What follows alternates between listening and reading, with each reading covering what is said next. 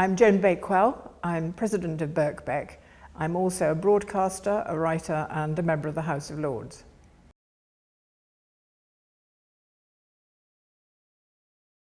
I got a scholarship to Cambridge in the 1950s, and I came from Cambridge with a degree in economics and in history. It wasn't difficult to find a job at that time, and I went straight into the BBC as a studio manager. Studio managing involves the technology of broadcasting, and I was totally unsuited to it.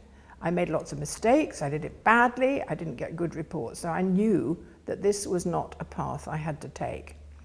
The path I wanted to take, which was into the drama department, I ran up against a BBC problem, which was that they did not then allow husbands and wives to work in the same department, and I married a radio drama producer, so the drama option was automatically closed to me.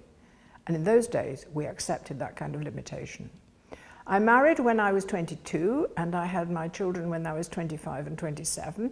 So this was an era in which a lot of graduate wives looked for part-time work so that they could do the caring of their children at home, which was the ideology of the time, and still is, I understand. It's very good for the children and to be enjoyed by the family in general.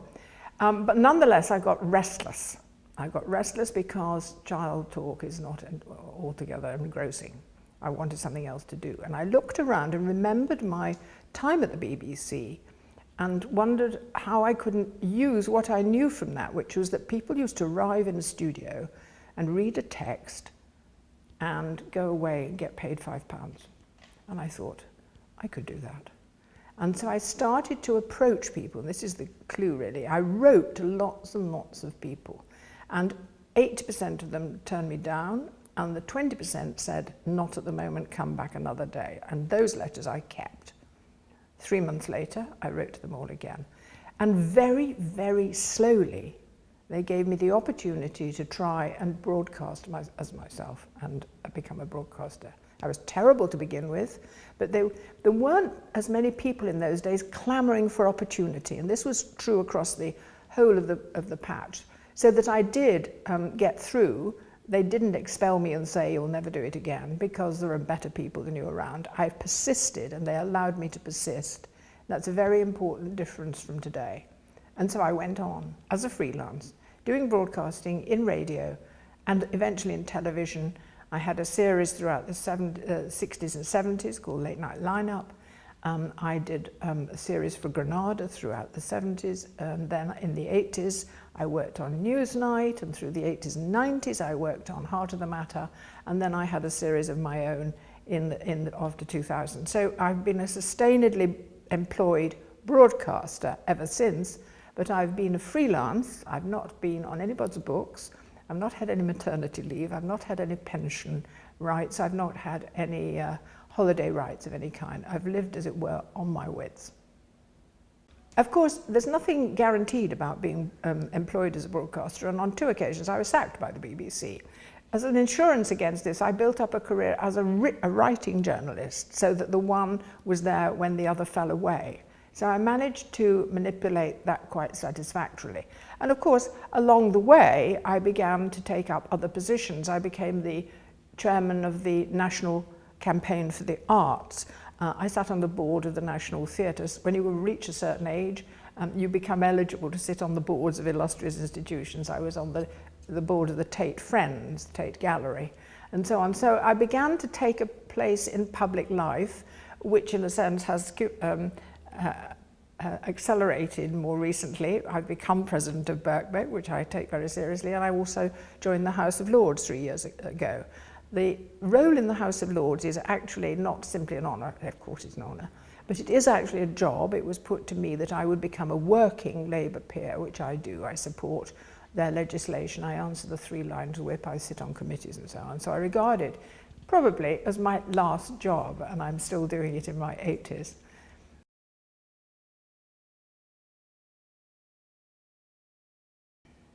I've had successes in a career sense. I've won some awards and things like that, so that's the mark of success as judged by my peers. So to that extent, yes. But I wouldn't say that I've had a career that goes up any kind of career ladder at all. I never meant to, I never wanted to. So I don't say I've had a successful career as much as I've had a pretty successful life, in that I've used my time, my years, the decades, to do things I wanted to do. And I turned down lots of opportunities for programs that I didn't want to do. So I was never in any way climbing an administrative ladder. I never wanted to be an editor. I never wanted to be a head of department. I turned my face against all that because I could see that it wouldn't suit me, that it would make me very unhappy, very frustrated, and I much rather enjoyed the actual team effort that goes into making programs. And it's that I've sustained all my life. And so in a sense, I've had a successful career at being a broadcaster, but not as a successful media career.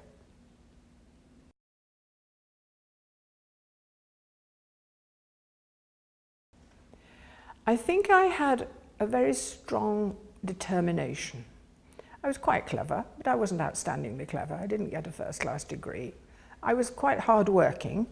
I worked for my degree, and I've always been quite hard-working. People know that if they ask me to do something, I'll give it my attention. It will be quite thorough.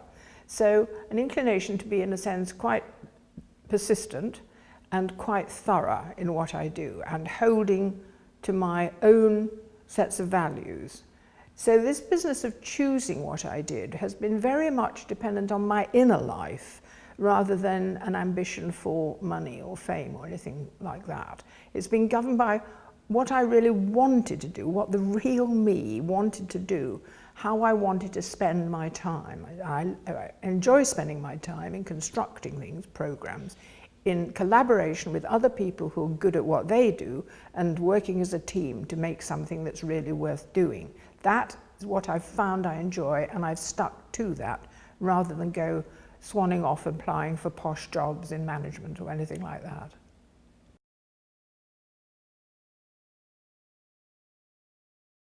Well, I think I would advise my 20-year-old self to be more confident in making the judgments that I did, because although I've offered an account of my life which sounds quite smooth running and quite determined, each choice has been quite difficult to make. The choice to marry and have children, you have to be thoughtful about that. You have to be thoughtful about how you're going to bring up children, because that seems to be an enormously important part of my contribution to being alive. And I seem to have done it quite well. They're quite nice human beings. But so you need to think in your own head the trajectory of your own life and not serve the values of the society around you, which I regard as very flawed. So that you have to, as it were, talk to yourself about your own values and ambitions. And if indeed they are ragingly ambitious, then you have to indulge them. But you perhaps have to care about the fallout from that, because there can be ramifications at any point to the decisions you make to those around you. So think for yourself.